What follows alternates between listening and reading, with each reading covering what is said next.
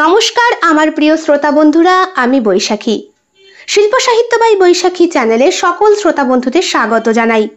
আজ আপনাদের বলবো সম্পূর্ণ ভিন্ন স্বাদের ভিন্ন আঙ্গিকের প্রাপ্তমনস্কদের জন্য লেখা একটি গল্প, এক যে ছিল বৌদি।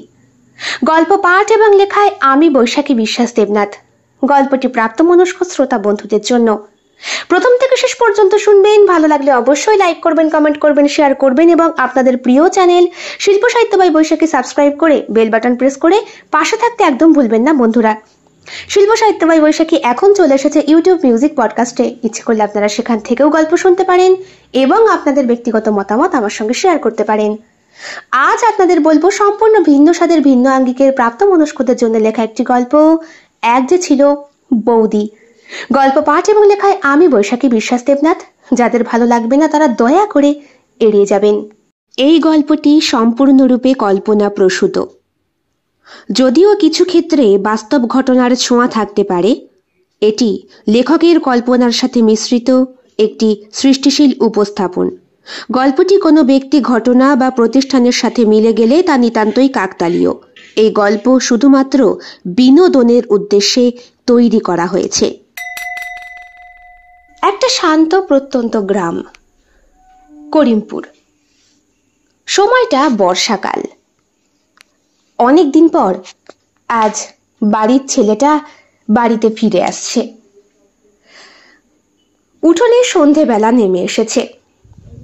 যেহেতু বর্ষাকাল, তাই বৃষ্টির পরে আকাশে অসম্ভব একটা ছায়া নেমেছে। বড় বৌদি রান্নাঘর থেকে ঘরে ফিরছেন। তার শাড়ি কিছুটা ভেজা, চুলে জলের ফোঁটা। রঞ্জন সদ্য শহর থেকে ফেরা তার দেওর চুপচাপ বসে আঙিনায় বড় বৌদির দিকে তাকিয়ে। রঞ্জন দুপুরেই ফিরেছে বাড়ি। বেশ কিছুক্ষণ ওই বাড়ি আসার পর থেকে লক্ষ্য করছে বৌদিকে। এমনি স্বাভাবিক সবটাই, পরনের শাড়ি থেকে শুরু করে কপালের সিঁদুর, শাখা পলা সব স্পষ্ট দৃশ্যমান। তবুও বৌদির ভেতরে সবটা কেমন যেন লুকোনো স্তব্ধতার মতো, নিঝুম শান্ত রাতের মতো। বলল, বৌদি, রান্নার গন্ধ তো একেবারে সেই একই আছে তোমার। কুমড়োর ছক্কা আর সর্ষে ইলিশ, আহ, যেন শৈশব ফিরে আসছে, এই ঠাম্মির হাতের স্বাদের মতো। তুই পাল্টাস নি রে, এতগুলো বছর পর ফিরে এসেও একই কথা বলছিস, অথচ তোর চেহারায় কত বদল এসেছে। বৌদি, মানুষ বাইরে থেকে পাল্টালেও ভেতরটা পাল্টায় না। তুমি তো জানো, ছোটবেলা থেকেই তোমার চোখে আমি সব সময় পড়ে গেছি। এখনো মনে আছে তোমার আঁচলের নিচে লুকিয়ে থাকতাম। বড় বৌদি মুখটা ঘুরিয়ে নেয়, ঠোঁটে হালকা স্নিগ্ধ একটা হাসি, কিন্তু চোখে কিছু গোপন স্মৃতির ঝিলিক। এইসব ছেলে মানুষের কথা এখন আর মানায় না রঞ্জন। আমি এখন বাড়ির বড়, সমাজের চোখ আছে। তোমারও তো চোখে কিছু আছে বৌদি, ওই চোখে আমি দেখতে পাচ্ছি। সেটা সমাজের দিক থেকে নয়, তোমার নিজের। একটা নীরবতা নেমে আসে। বাইরে মাটির গন্ধে ভেজা বাতাস, দূরে পাতার ঝরঝর শব্দ, টুপ টুপ করে জলের ফোঁটা পড়ছে সেখানে। বড় বৌদি তার লম্বা চুলগুলোয় খোঁপা বাঁধে, তাকায় রঞ্জনের দিকে। চুলের খোঁপা বাঁধার সময় বড় বৌদির দৈহিক সৌন্দর্যটা আরো বেশি আকর্ষিত করে রঞ্জনকে। বড় বৌদি তার স্বভাব সুলভ আচরণেই বলল, তুই শহরে থাকিস, আধুনিকতা দেখেছিস, কিন্তু এই গ্রামে এইসব বাদে পাপ।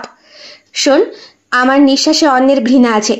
তুই জানিস না, আমার মতো লোকে কেউ পছন্দ করে না। সবাই নাকি বলে আমার চোখে মুখে শুধু লালসা। জানি বৌদি, আমি তো শুধু লালসা দেখছি না, তোমার চুলের গন্ধে আমার ছোটবেলার আশ্রয় খুঁজি। তোমার শরীরে এক ধরনের মাতৃত্ব আছে, এক অন্য ধরনের আকর্ষণ। বড় বৌদি কেঁপে ওঠেন, বললেন, চুপ কর রঞ্জন, তুই জানিস না তুই কি বলছিস। আমি সব জানি, কিন্তু এটাও জানি আমি আর লুকিয়ে থাকতে পারবো না। তুমি আজও আমার সেই বৌদি, যার হাতে আমার মাথা রাখলে আমি শান্তি পাই।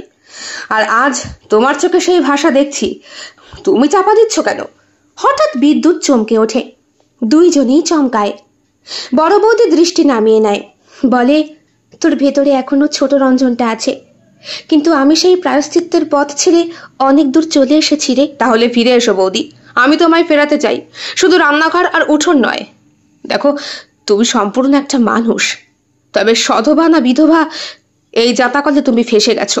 বড় বৌদি থমকে যান, তার চোখে অদ্ভুত দ্বন্দ্ব। আস্তে আস্তে রঞ্জনের দিকে এগিয়ে আসেন, দুই হাতের তালুতে ভেজা আঁচল ছুঁয়ে রঞ্জনের বুক স্পর্শ করেন। বললেন, ছেলে মানুষই করিস না, ছোটবেলা থেকে বড় করেছি। দূর, তখন থেকে এক কথা বলছো। তুমি আমি প্রায় সমবয়সী, সম্মানে তুমি বড় বৌদি, কিন্তু কি জীবনে তুমি বেঁচে আছো বলো তো? দাদা বেঁচে আছে না মরে গেছে, এতদিনে কেউ একটু খোঁজ খবর নেয়নি? কি বলবো বল, বাড়ির সবাই আমাকে অপয়া বলে। দূর, বিয়ে করে আসার পর থেকেই তো দাদার সংসারের প্রতি কোনো মনোযোগ ছিল না। আমি শহরে কিছুতেই পড়তে যেতে চাইছিলাম না, বাবা মা আমাকে জোর করে। ছি, এমন কেউ বলে? তোর দাদা পড়াশোনা করেনি বলে তুই বুঝি বাবা মার স্বপ্ন পূরণ করবি না? আমার মাথায় তাদের ইচ্ছের বোঝা চাপিয়ে দেওয়াটা কি উচিত ছিল বৌদি? কতটুকু পেরেছি বলো তো? প্রত্যেক বছর বাবার কাছ থেকে টাকা নিয়ে উড়িয়েছি, মদ খেয়েছি। রঞ্জন, ঠিকই বলছি, ওই ইঞ্জিনিয়ারিং এর নামে সবটা ভুয়ো, আবার সার্টিফিকেটগুলো পর্যন্ত। আমি খেটে খেতে চাই বৌদি, একটা গ্রামীণ মাটির জীবন পালন করতে চাই। তুমি আমাকে বাঁচাবে? রঞ্জন, বৌদি বৌদি যাবে আমার সঙ্গে? বিশ্বাস করো, শহরে অনেক নারী দেখেছি, অনেক সুন্দরী যুবতী দেখেছি, আমার সঙ্গে পড়া এমন অনেক ক্লাসমেট দেখেছি, কিন্তু তোমার মতো সজীব দেখিনি। অথচ দাদা তোমার সঙ্গে সংসার করলো না, তোমাকে সধবা বিধবার মধ্যবর্তীতে রেখে চলে গেল। কি জীবন পাও বলো তো? কি শান্তি পাও তুমি? যখন বিয়ে করে এসেছিলে তখন তোমার বয়স মাত্র 15 বছর, আমারও তখন হালকা গোপ গুজিয়েছে। তুমি আমায় কথা দিয়েছিলে না, আমরা সই পাতাবো। দুটো পুরুষ আর নারীর মধ্যে সই পাতানো যায় না রঞ্জন? যায়, সব যায়। আমি আমি আমি পাতাতে চাই। আমি তোকে আমার সব কথা খুলে বলি না সই, তুইও বল, আমরা একে অপরের না হয়। ঠিক সেই সময় শ্বশুর মশাই চলে এলেন, বাজারে গিয়েছিলেন। রাতে গরম গরম সুগন্ধি বাসমতি চালের ভাত, সর্ষে ইলিশ, কুমড়োর ছক্কা আর মাছের মাথা দিয়ে কচুর শাকের ঘন্ট রান্না হয়েছে। শেষ পাতে আমের চাটনি রঞ্জনের খুব প্রিয়, সেটাই আনতে গিয়েছিলেন। বললেন, বৌমা, কাঁচা আম পাইনি, কচি আমরা নিয়ে এসেছি, চলবে? হ্যাঁ, তাই তো, কচি আমরা চিবে চিবে খাও, আর চোখের সামনে। কি বললি? কিছু না বাবা, আপনি ঘরে যান, এত দূর থেকে এসেছে, মাথাটা গরম হয়ে আছে। হ্যাঁ, হঠাৎ করে চলে এলো খোঁজ খবর না দিয়ে। দুপুরে তো তাই শিঙি মাছের ঝোল দিয়ে ভাত খেলো। বাবারে, রাতে একটু ভালো করে খা, তুই আমার গর্ব। গ্রামের সকলে জানে তুই কত বড় ডিগ্রি নিয়ে ফিরেছিস। ডিগ্রি না ইয়ে। রঞ্জন, কি হচ্ছে? উনি বয়স্ক মানুষ। বৌদি, আমি আর পারছি না, তোকে দেখে এই বোঝা আমি আর নিতে পারছি না বৌদি, তুই পালাবি আমার সঙ্গে। ছি, এসব কি কথা? যা, ঘরে যা। অনেকটা শাসনের ভঙ্গিতে ঘরে তাড়িয়ে দিল বড় বৌদি। রঞ্জনের চোখ মুখ কিরমির করে উঠল।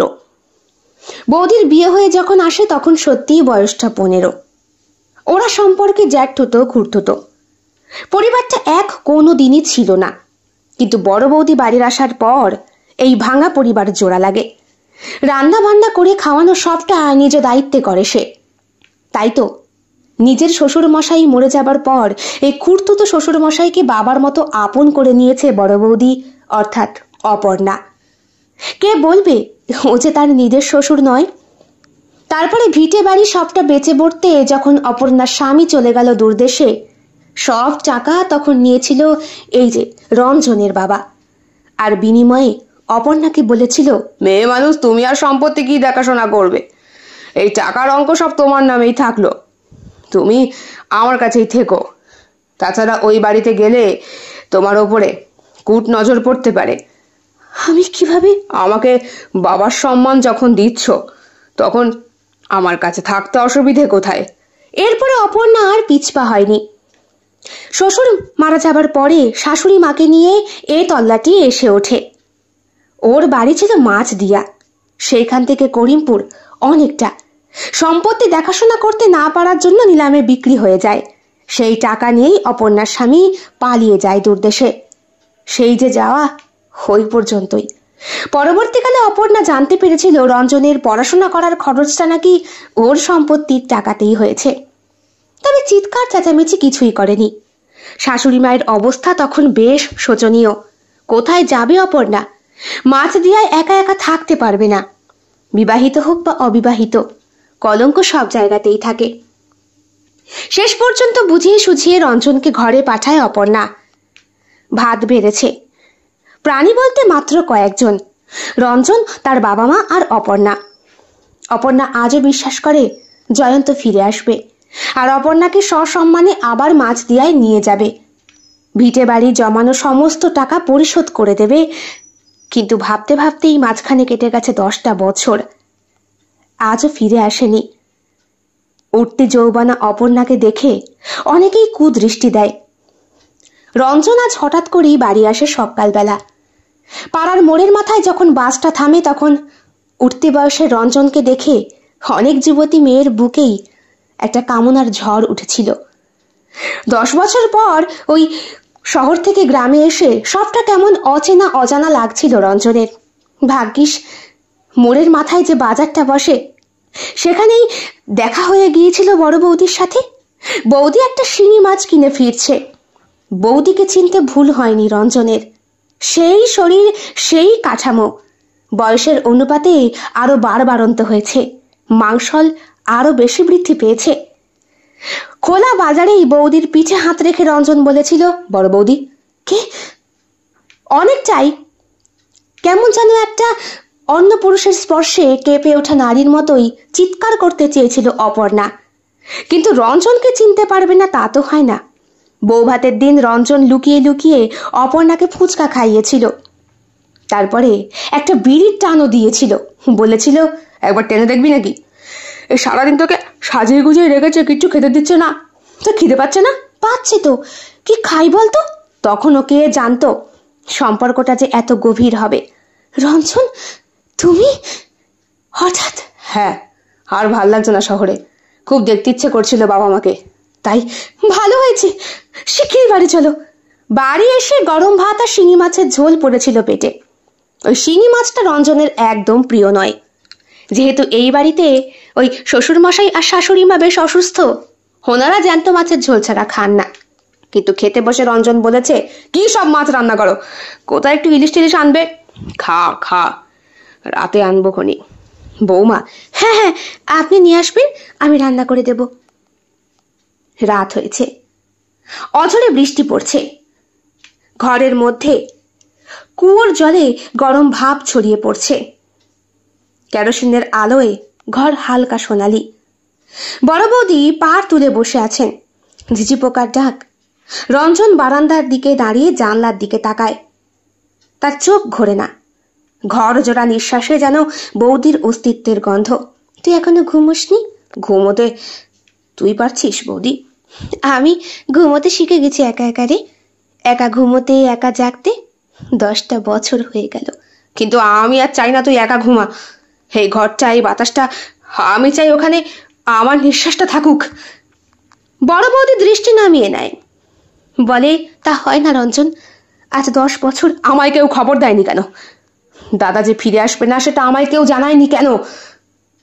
তোর যখন বিয়ে হয় তখন আমি কলেরার জ্বরে ভুগছিলাম, যেতে পারিনি। দাদার মুখটা দেখিনি কতগুলো বছর। তোর ইচ্ছে করে না দাদার সঙ্গে কথা বলতে, দেখা করতে? কে বলেছে ইচ্ছে করে না? ইচ্ছেটাকে দমিয়ে রেখে রেখে আজ এতগুলো বছর সংসার করছি। কি হিসাবে পড়িস ওই শাঁখাপালা সিঁদুর? রঞ্জন, ও ফিরে আসবে। আসবে না, 10 বছর হয়ে গেছে।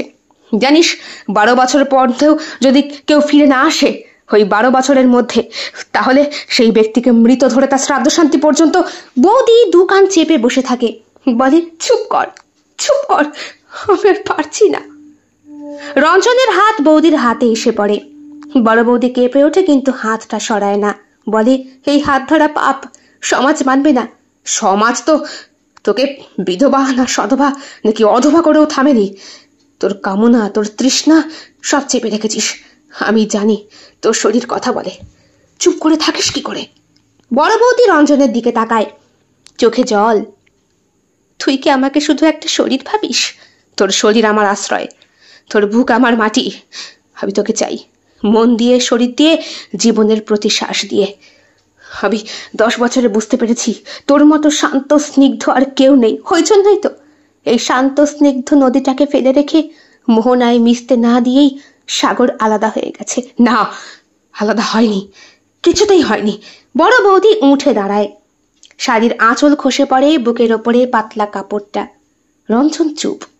বড় বৌদি ধীরে ওর দিকে এগিয়ে আসে, ওর বুকের কাছে মাথা রাখে। তুই সত্যি আমায় বুঝিস? তাহলে আজকে একটা রাতের জন্য একবার আমাকে নারী হওয়ার স্পর্শ অনুভব করাবি? বিধবা নয়, সধবা নয়, একবার, শুধু একবার। রঞ্জন তাকে জড়িয়ে ধরে, বলে, দেখ, আমি জানি না ভালোবাসা কি জিনিস, তবে এটা জানি, বিয়ের পরে কনকাঞ্জলি দিয়ে যখন বাপের বাড়ি থেকে শ্বশুর বাড়িতে পা রেখেছিলাম, মা মুখদর্শন না করে কনকাঞ্জলি নিয়ে শুধু এটুকুই বলেছিল, ওই বাড়ি থেকেই নাকি আমার চিতা উঠবে। সেই বলাই শেষ বলা। মায়ের সঙ্গে আর দেখা হয়নি। অষ্টমঙ্গলায় যখন যাই, মা তখন মারা গেছে। আমি জানি না রঞ্জন, কোনটা আমার করা ঠিক আর কোনটা ভুল।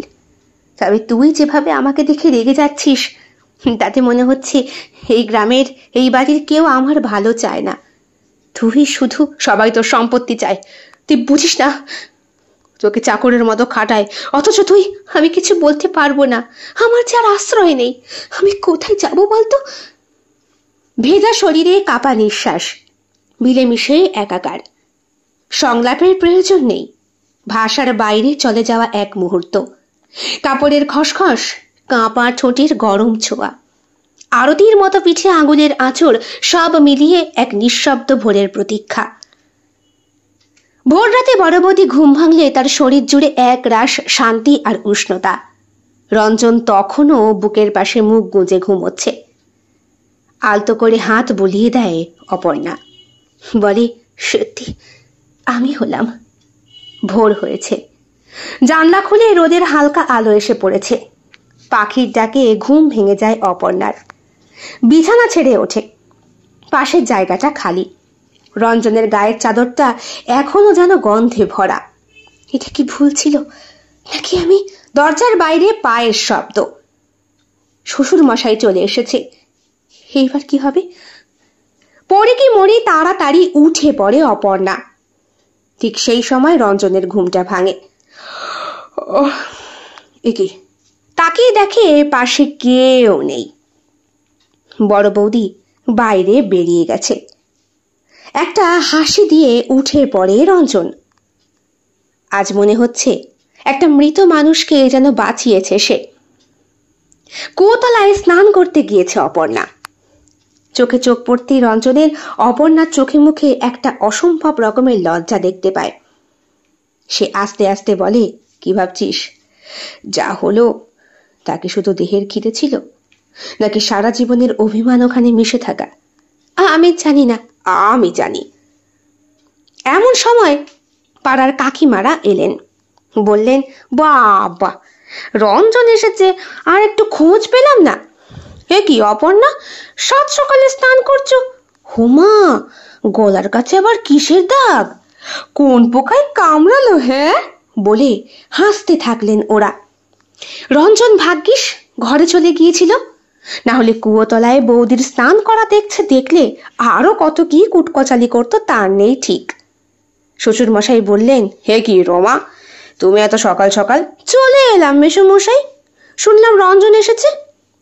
আমি ভাবছি রঞ্জন যখন এবার এসেছে আর এত ভালো পাশ দিয়ে এসেছে, তখন আমার মেয়েটার সঙ্গে ওর বিয়ের কথাবার্তাটা পাকা করতে। তা কি করে হয় রমা? ছেলেটা সবে বাড়ি এলো, চাকরি বাকরি পাক, সে তো পাবেই। তাছাড়া আপনাদের এত ভিটে সম্পত্তি, মাছ দিয়াই বাড়ি। আহা, ও বাড়ি কি আমার? ও তো অপর্ণার। থামুন তো মেসোমশাই, ও কি আর অপর্ণার আছে? আপনি তো কবেই ওকে দিয়ে লিখিত নিয়ে নিয়েছেন। ও বেচারি কি আর সেই গন্ধ টের পেয়েছে? বলে রমা ঘুরে তাকায় অপর্ণার দিকে। অপর্ণা সদ্য স্নান করে শাড়ির আঁচলটা বুকে পেঁচিয়ে ঘরের দিকে যাচ্ছে। বৌদি বললেন, অপর্ণা, যৌবন উঠলে যেন না পড়ে, সামনে থেকো। একটা যুবক দেওর আছে তো। অপর্ণার চোখে মুখে একটা অসম্ভব রকমের অপমান খেলা করে যায়। ঠিক এই জন্যই রঞ্জনকে বারবার নিজের থেকে দূরে সরাচ্ছিল অপর্ণা।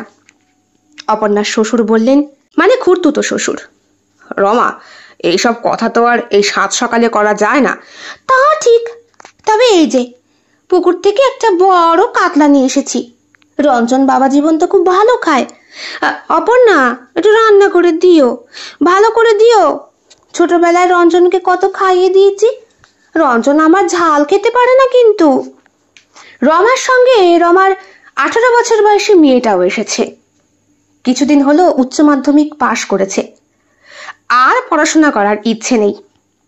রঞ্জন গ্রামে পা দেওয়ার সাথে সাথেই ওই প্রথম দেখেছিল। তাড়াতাড়ি মাকে খবর দিতে গিয়েছিল এবং দিতে গিয়ে হোঁচট খেয়ে পড়ে হাঁটুতে আঁচড় লেগেছে। রমা বলল, রঞ্জনকে একটু ডাকুন দেখি মেসোমশাই। দেখুন মেয়েটা হাঁটুতে কেমন আঁচড় কেটেছে। মেয়েটি ফ্রক পরা। হাঁটুটা দেখাতেই একটু বিরক্ত বোধ করলেন অপর্ণার খুড়তুতো শ্বশুর। বললেন, থাক থাক এসব। এমন সময় রঞ্জন বেরিয়ে আসে। এই তো উঠেছো তাহলে? বাবা, বৌদি সাত সকালে রান্না করবে, স্নান সেরে নিল। তা এত সকালবেলা? রমা কাকিমা, তোমরা আর কাকিমা ডাকতে হবে না, কদিন পরে মা হব যে। মানে? মানে আমার মেয়ের সঙ্গে তোমার বিয়েটা সে মেয়ে জন্মানোর পর থেকে ঠিক করে রেখেছি। তুমি হয়তো জানো না, কিন্তু মেয়ের 18 হয়েছে। তুমি পাশে দিয়ে এসেছো ইঞ্জিনিয়ারিং। আর আমার কিচ্ছু চাই না, শিক্ষিত জামাই হলেই হবে। তাছাড়া তুমি তো জানো তোমার শ্বশুরের 10 বিঘে জমি আছে, গোয়াল ভর্তি গরু মোষ আছে, 5টা পুকুর আছে। এগুলো কি হচ্ছে বাবা? আমার মাথায় তো কিছু ঢুকছে না। রমা ঠিকই বলেছে, তোরা তখন খুব ছোট। আমি তোদের বিয়েটা ঠিক করে ফেলেছিলাম। বিয়ে ঠিক করেছো অথচ আমাকে জানাওনি?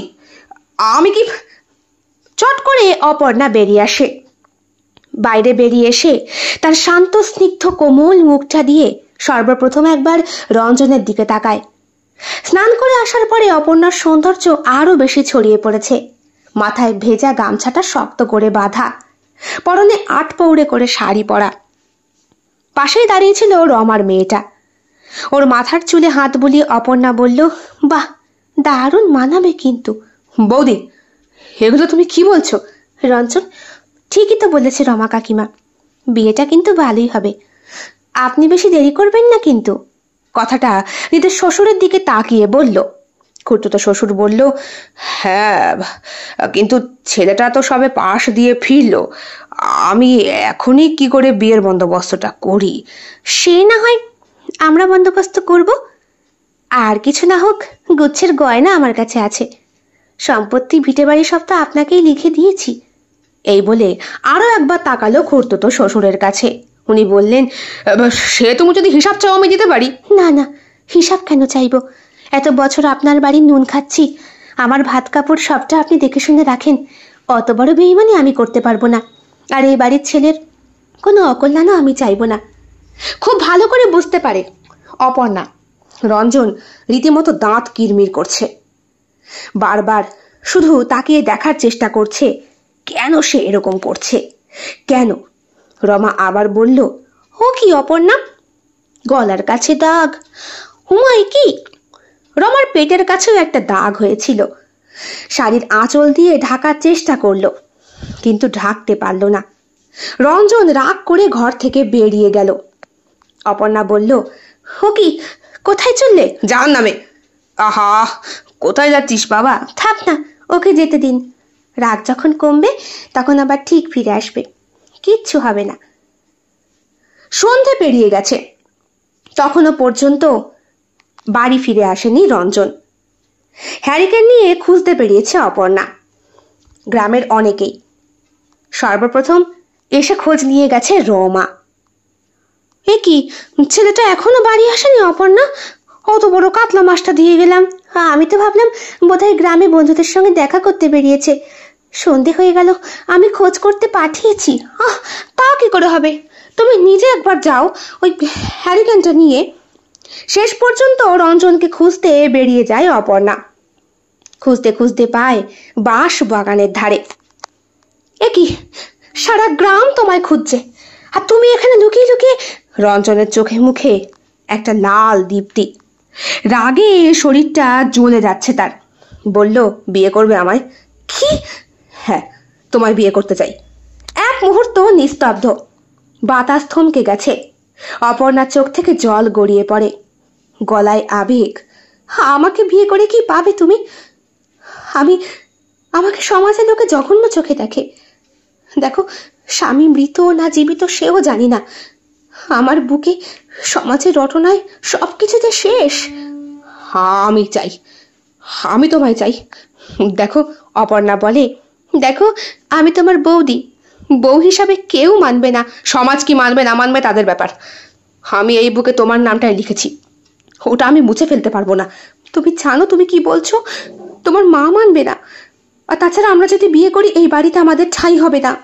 আমি তোমার জন্য অশুভ, রঞ্জন। না, তুমি সে যে আমার বুকের ভেতরে আগুন রেখে দিয়েছো 10 বছর ধরে। আমি জানতাম না তোমার পরিণতি এমন হয়েছে। তাহলে কি অনেক বছর আগেই সব কিছু ছেড়ে তোমার কাছে চলে আসতাম। দূরে কুকুরের ডাক, রাত যেন থমকে গিয়েছে এক লহমায়। বড় বৌদি চোখ বন্ধ করলেন, বললেন, আমার কথাটা বোঝার চেষ্টা করো। তুমি কি আমায় বিয়ে করবে? এই জগতে সবকিছু প্রতিবন্ধকতায় ভরা। সব প্রতিবন্ধকতার মুখে দাঁড়িয়ে আমি তোমাকে চাই। তোমার নামটা একদিন আমার স্ত্রী হিসাবে রাখতে চাই। আমার সঙ্গে ঘর করবে তুমি? বড় বৌদি চুপ করে থাকেন, তারপরে ধীরে আঁচলটা খুলে মাথা থেকে সরান। এক টানা রঞ্জনের চোখের দিকে তাকান। তুই পারবি আমায় বউ হিসাবে মানতে? আর আমি তোকে ডাকতে পারবো স্বামী হিসাবে? এখন বাড়ি চল। চল। না, আমায় ছুঁয়ে যদি কথা না দাও তাহলে আমি এক মুহূর্ত ঘরে যাব না। আচ্ছা বাবা, কথা দিচ্ছি। সেই ছোটবেলার মতো জেদ, আঁচল ধরে ধরে ঘুরতিস, মনে পড়ে? ঘুরতাম না, খেলা করতাম তোমার সঙ্গে, মনে পড়ে না? তুমিও তো আমার সাথে খেলা করতে আম বাগানের তলায়, ওই লিচু বাগানের কাছে গিয়ে। সেই সব স্মৃতি, তখন ছেলে মানুষ ছিলাম তাই। এখন বুঝতে পারি। কি? আমাকে ছেলে বোলানোর মতো করেই বিয়ে করে নিয়ে এসেছিল তোর দাদা। বুঝতে পারিনি তার যে বাইরেও একটা সংসার আছে। আচ্ছা বাবা চল, আমার মাথা খাস, ঠিক ঘরে চল। রঞ্জনকে জোর করে ঘরে নিয়ে আসো অপর্ণা। বলে, তাড়াতাড়ি করে স্নান করতে। কি ছি, সারা গায়ে কত ঘামের গন্ধ। যা। হেলি, হেলি। গ্রামের লোকজন জড়ো হয়ে গেছে। রমা এসে বসে আছে রঞ্জনের ভিটে বাড়িতে। বললে, এই তো, কোথায় ছিলে বাবা? আমার মেয়েটা কাঁদতে কাঁদতে চোখ লাল করে ফেললো। ধুর। এই বলে রঞ্জন ঘরে ঢুকে যায়। তারপরে কুয়োতলা থেকে জল ঢালে। রঞ্জনের পাশে এসে দাঁড়ায় রমার মেয়েটা। চুলে বেনুনিটা আঙুলের মধ্যে গুটাতে গুটাতে বলে, তোমার বডিটা কিন্তু হেভি, ওই বম্বের হিরোদের মতো। তুই যাবি? এক থাপ্পড় মারবো কানের নিচে। মা বলে কাঁদতে কাঁদতে মেয়েটি রমার দিকে ছুটে যায়। রমা বলে, ছি, হবু স্বামীকে অমন করে বলতে নেই মা, কদিন পরে বিয়ে, তখনই ভালো করে দেখো। চলো চলো। পাড়ার লোক সকলেই যে যার মতো বেরিয়ে যায়। অপর্ণার খুড়তুতো শ্বশুর বললেন, কোথায় পেলে? বাঁশবাগানে। বিয়ের পরপর ওখানেই তো আমরা খেলা। মানে? কিছু না কিছু না, আমি গরম ভাতটা বসাই। রাত হয়ে গেল, কিছু খাওয়া হলো না। মা উঠেছেন। শাশুড়ি মা, অর্থাৎ খুড়তুতো শাশুড়ি মা শারীরিকভাবে বেশ অসুস্থ। উনি চলাফেরা করতে পারেন না আজ অনেকগুলো দিন। মূলত তার দেখাশোনা করার জন্যই অপর্ণাকে এনে রেখেছে রঞ্জনের বাবা। উনি বললেন, অপা, ছেলেটা আসা পর্যন্ত আমার সঙ্গে একবার দেখা করেছে, একটু ওকে ডাকবি মা? ডাকবো, ঠিক ডাকবো। স্নান করে খাক, তারপর। আজ সারাদিনও কোথায় ছিল, কত চিৎকার শুনলাম বাড়িতে। কিচ্ছু হয়নি, তুমি খাও, তুমি খেয়ে নাও। পরের দিন সকাল, সবাই উঠোনে জড়ো হয়েছে। পাড়ার প্রবীণ নারীরা, কাকিমারা, এমনকি রঞ্জনের মাও ঠেলে উঠে বসে আছেন। সবাই রাগে ফুঁসছে। বড় বৌদি মাথা নিচু করে দাঁড়িয়ে। রঞ্জন বুক চিতিয়ে তাদের সামনে। আকাশে সূর্য উঠেছে ঠিকই, কিন্তু উঠোনে যেন ঝড়। তুই কি পাগল হলি? হ্যাঁ, তোর বড় ভাইয়ের বউকে তুই বিয়ে করবি? আমার মুখ পুরালি বাবা, বললেন রঞ্জনের মা। তুই জানিস তুই কি কর্ম করছিস? হ্যাঁ, কোন কুক্ষণে যে। মা, আমি কোনো কুকর্ম করিনি। দেখো, বৌদির অবস্থা না সধবা না বিধবা। আমি ভালোবাসি ওকে, আর ওকে আমি স্ত্রী করার সিদ্ধান্ত নিয়েছি। 10 বছর হয়েছে দাদা ফিরে আসেনি, আর হয়তো আসবেও না। বৌদিকে বিয়ে করবি? হ্যাঁ, আর মাথা থেকে এখনো শ্বশুর বাড়ির চিতা ধোয়া উঠছে। আমি চুপচাপ থাকতে চেয়েছি, কিন্তু ও আমাকে। রঞ্জনের মা বললেন, তুই তুই কি করলি এটা অপা? হ্যাঁ, আমার ছেলের মনটা ঘোরালি। এই জন্যই তুই বুঝি আমার বাড়িতে থাকতে এসেছিলি? হ্যাঁ, কেউ কারো মন ঘোরায়নি মা, আমি নিজের চোখে যা দেখেছি তাই করছি। বৌদি সারা জীবন এইভাবে বসে থেকে নিজেকে শেষ করে ফেলছে, তোমরা ওকে বিধবা বানিয়ে রেখেছো। ও কি মানুষ নয়? মানুষ তো বটে, কিন্তু দেহ নিয়েই তো ওর খেলা। দেহ দেখিয়েই ছোট দেহরকে ভুলিয়েছে। চোখ তুলে তাকায় অপর্ণা, চোখে জল নেই, কিন্তু অপমান আর অভিমান মিশ্রিত। আমার দেহে কজনের দৃষ্টি পড়েছে কাকিমা? হ্যাঁ, আমি তো কাউকে হৃদয় দিইনি। তুই আমার ছেলে না, কলঙ্ক। হ্যাঁ, একটা কলঙ্ক। এই মেয়ের সঙ্গে যদি তুই বিয়ে করিস তাহলে আজই ঘর থেকে বেরিয়ে যা, আর কখনো এই গ্রামে পা রাখবি না। ঠিক আছে, তোমরা যাকে এগুলো বলছো আজ থেকে সে আমার স্ত্রী হবে। তোমরা যাকে কলঙ্ক বলছো আমি তাকে সম্মান করি। চলো চলো চলো। আমি পাপিনি, আমি এটা চাইছি না রঞ্জন। রঞ্জন, একবারের জন্য হলেও তোর বুকে ঠাঁই নিয়েছি, ওই স্মৃতিতেই না হয়। না, কিচ্ছুতেই তা হবে না। তুমি চলো চলো তুমি, বলে অপর্ণার হাত ধরে টেনে নিয়ে যায় সে। রাত হয়ে আসে, চারিদিকটা নিস্তব্ধ করিমপুরের। খালি রাস্তা, দূরে শিয়ালের ডাক। একটা গাছের ছায়ায় এসে পড়েছে ওরা। পাশেই মা কালীর মন্দির। পুরোহিত মশাই মন্দির বন্ধ করেই ফিরছেন। রঞ্জন বললেন, একটা বিয়ে হবে, দিতে পারবেন? কাদের? পুরোহিত মশাই বললেন। রঞ্জন পকেট থেকে 500 টাকার নোটটা বার করে পুরোহিতের হাতে গুঁজে দিয়ে বলল, আপনার পরিবারের সকলকে মিষ্টি খাওয়াবেন পুরোহিত মশাই। আমাদের বিয়েটা। এ কি, ও তো বিবাহিত। যার স্বামী নেই তাকে কি বলবেন? যার স্বামী তাকে ছেড়ে চলে গেছে আর 10 বছরের নামে 10 বছর যে ফিরে আসেনি, তাকে সধবা বলবেন না বিধবা? পুরোহিত মশাই কিছুক্ষণের জন্য চুপ থাকলেন।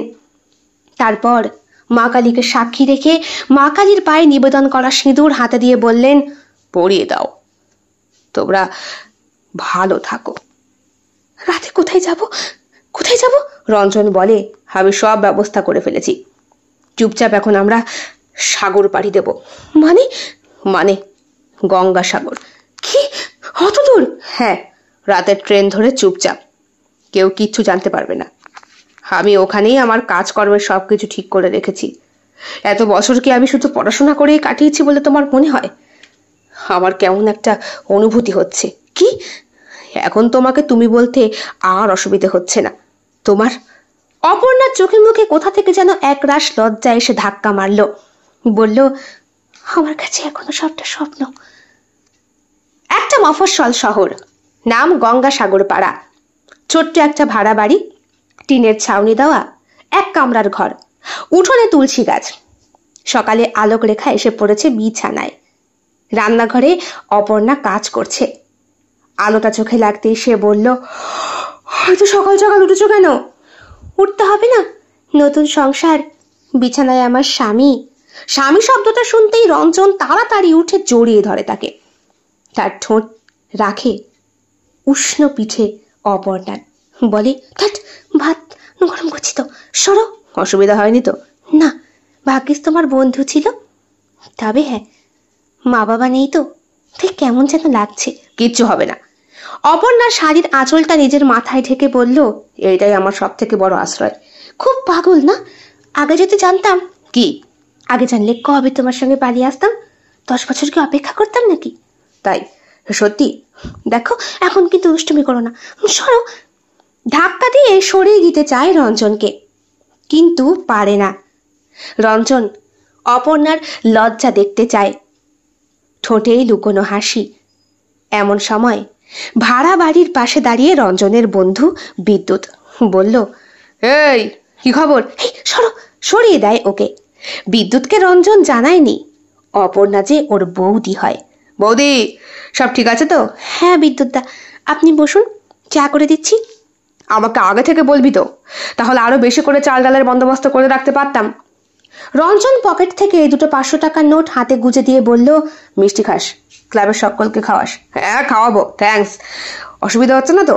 এই তুই কাজে যাবি না? বেশ কদিন কামাই করলি কিন্তু, এইবার তো যেতে হবে। কি কাজটা করো তোমরা? প্লাস্টিকের কোম্পানিতে। আমরা দুইজনই প্রথম বর্ষেই ফেল করি। বাড়িতে কাকে বলবো বলো? সবাই বুকে এক রাশ আলো নিয়ে বসে আছে, আশা নিয়ে বসে আছে আমরা ইঞ্জিনিয়ার হব। সবার দ্বারা কি সব সম্ভব হয় বৌদি? তাই তো। আচ্ছা, তোমার কোনো অসুবিধা হচ্ছে না তো? এই যে ফোন নাম্বার।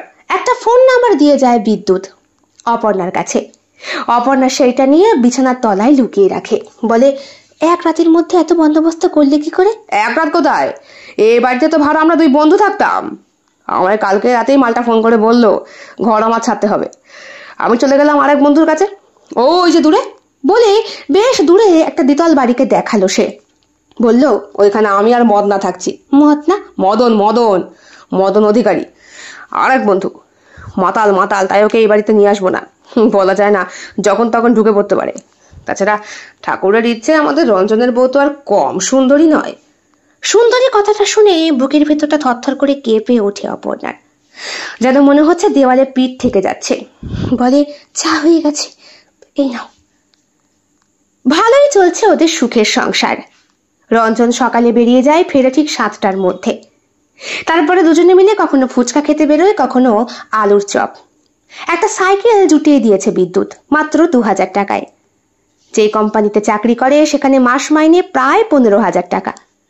টুনোটুনির সংসার বেশ ভালোই চলে। তাছাড়া বিগত 5 বছরে রঞ্জন বেশ কয়েকটা টাকা গুছিয়ে নিয়েছে।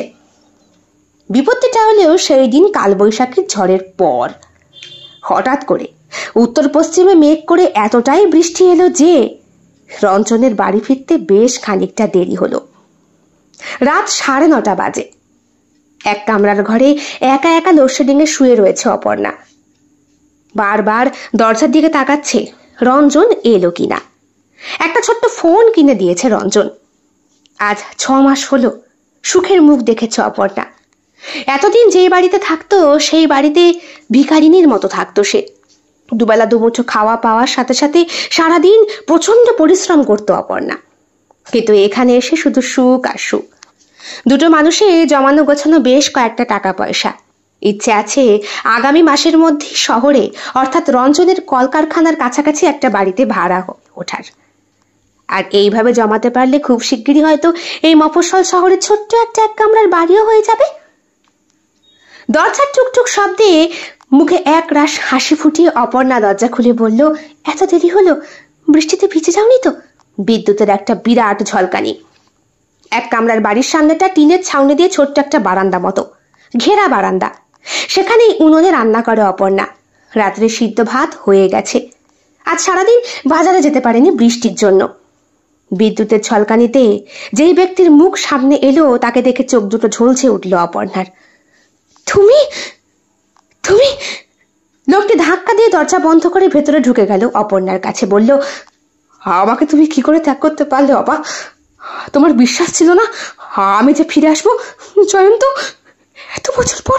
ছি, তোমার স্বামীর নাম তুমি মুখে নিচ্ছ? তুমি তো আরো সুন্দরী হয়েছ। হ্যাঁ, তুমি মদ খাও? খাই খাই তো। আমি তো দুবাই থেকে ফিরে এলাম তোমার জন্য। তুমি কি করে ভাবলে আমি মরে গেছি? হ্যাঁ, শাখা সিঁদুর সব তো আমার নামে না? আমার নামে নিশ্চয়ই পড়া। এমন সময় দরজায় টোকা। দরজা খোলো। অপর্ণা, অপর্ণা, আমি এসেছি।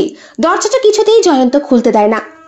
বেশ কিছুক্ষণ দরজা ধাক্কা দেওয়ার পরে রঞ্জন বুঝতে পারে ঘরে কিছু একটা ধস্তাধস্তি হচ্ছে। রঞ্জন বলে, অপর্ণা, ঠিক আছো তুমি? এক ধাক্কায় দরজার ছিটকানিটা খুলে ভেতরে ঢুকতেই দেখে হ্যারিকেনের আলোয় জয়ন্ত দাঁড়িয়ে রয়েছে আর ভয়ার্ত দৃষ্টিতে অপর্ণা তাকে দেখছে। এটা কে?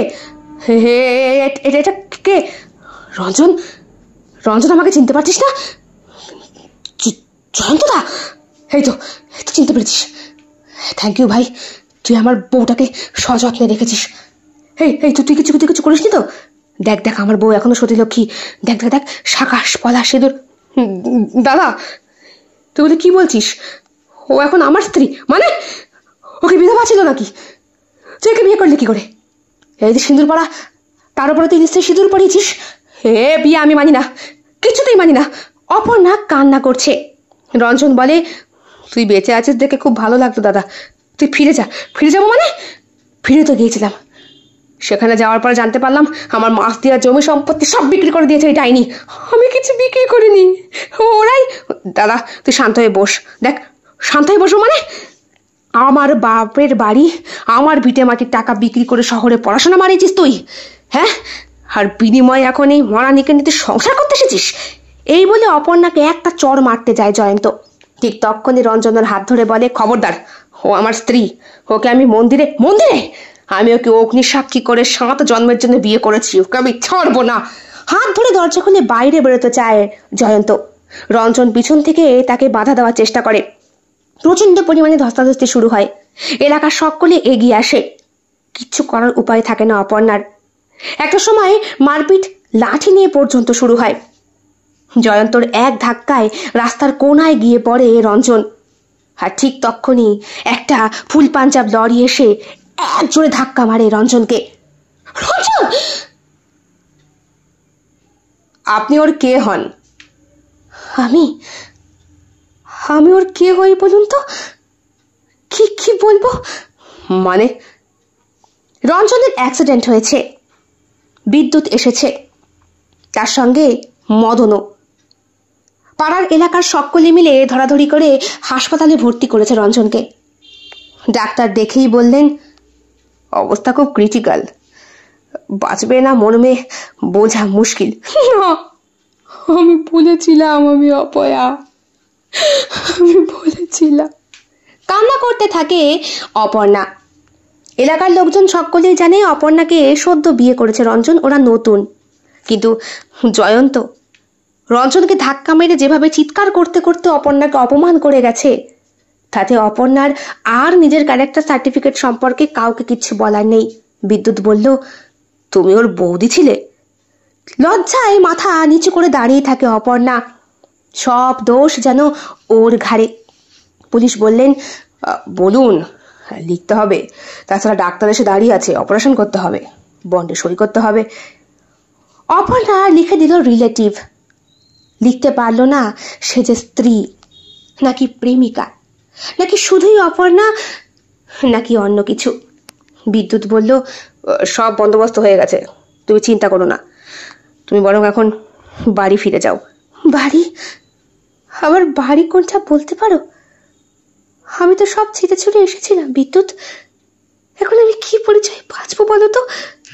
আমি তো ওকে ভালোবেসেছিলাম, এইভাবে সমস্ত মর্যাদা হারিয়ে দিয়ে।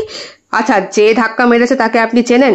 হ্যাঁ স্যার, ওটাই ওনার স্ত্রী। মানে আমার তো ব্যাপারটা আসলে স্যার। এই বলে বিদ্যুৎ পুলিশকে পাশে ডেকে নিয়ে গেল। বলল, ব্যাপারটা আমারও ঠিক জানা ছিল না, এটা সম্পর্কর খুঁড়তো বড় বৌদি হয়। মানে বড় বৌদিকে বিয়ে? এটা লটরবহর কেস বলে সঞ্জয় সামন্ত হাসলেন, বললেন, আকছাড় হচ্ছে, ছেলেপেলের মাথা খেয়ে নিচ্ছে সুন্দরী বৌদিগুলো। আর দেখতে কি কম সুন্দর? এইভাবে বলবেন না স্যার, কি গায়ে লাগবে? ফালতু ফালতু একটা ছেলে মরে পড়ে যাচ্ছে। আচ্ছা, ওই রঞ্জন বাবুর বাড়ির ঠিকানা সম্পর্কে আপনি কিছু জানেন? জানি। ঠিকানাটা দিন, বাবা মার কাছে খবর দিতে হবে। বুকের ভেতরটা কেঁপে উঠল অপর্ণার। বিদ্যুৎ অপর্ণার কাছে এসে বলল, কি সিদ্ধান্ত নিলে? বাড়ি যাবে তো? বাড়ি? হ্যাঁ, বাড়ি যাব। ঠিক ঠিক বলেছ, বাড়ি যাব। আচ্ছা, পুলিশ কি বললো? পুলিশ বলল রঞ্জনের বাড়িতে খবর দিতে। বাড়িতে? বাড়ির লোককে? হ্যাঁ। তাহলে আমি কে? বিদ্যুৎ? বিদ্যুৎ কিচ্ছু বলে না, চুপ করে একবার তাকায় অপর্ণার দিকে। অপর্ণার অবস্থা থেকে সত্যি বিদ্যুতেরও ভীষণ খারাপ লাগছে। অপর্ণা চুপচাপ বাড়ি ফিরে যায়। ডাক্তার বলেছেন পরের দিন সকালে আসতে। পরের দিন ভোরবেলা অপর্ণার দরজা ধাক্কিয়েও বিদ্যুৎ অপর্ণার কোনো খোঁজ খবর পায় না। এদিকে হাসপাতালে থেকে খবর এসেছে রঞ্জনের জ্ঞান ফিরেছে। সে তার বড় বৌদিকে খুঁজছে। নার্সকে বলেছে, আমার বড় বৌদি কোথায়? বড় বৌদি ছাড়া যে আমি বাঁচতে পারবো না। বড় বৌদি কোথায়? ছোটবেলায় বড় বৌদির সাথে খেলা করেছি। বড় বৌদি? আচ্ছা, দাদা নিশ্চয়ই ফিরে এসেছে। মাঝখানের স্মৃতি ভুলে গেছে রঞ্জন। রাত্রেবেলা রঞ্জনের বাবাও এসেছেন গ্রাম থেকে। পুলিশকে বলেছেন ছেলেকে নিয়ে যাবেন। ঠিক 11টার সময় রঞ্জনকে হাসপাতাল থেকে দেখে এসে বিদ্যুৎ আর মদন এসেছে রঞ্জনের ভাড়া বাড়ির সামনে অপর্ণাকে নিয়ে যেতে। রঞ্জন ওকে দেখতে চায়। জয়ন্তকে ও দেখেছে, এত বছর পর জয়ন্ত ফিরে এসেছে দেখে ও খুব শান্তি পেয়েছে। দরজা বেশ কয়েকবার ধাক্কানোর পরও অপর্ণা দরজা খোলে না। শেষ পর্যন্ত জোর ধাক্কায় ছিটকানি খুলে ঘরে সিলিং ফ্যানের সাথে অপর্ণার ঝুলন্ত দেহটা আবিষ্কার করে বিদ্যুৎ। মদনকে বলে, বেওয়ারিস, কেউ নেই তো? ছেড়ে দে, কি করি বলতো? কি আর করবি, দায়িত্ব নিয়ে চল, আমরাই মালটাকে পুড়িয়ে দিয়ে আসি। শ্মশানে গিয়ে বলবি আমাদের বড় বৌদি এক যে ছিল আমাদের বৌদি।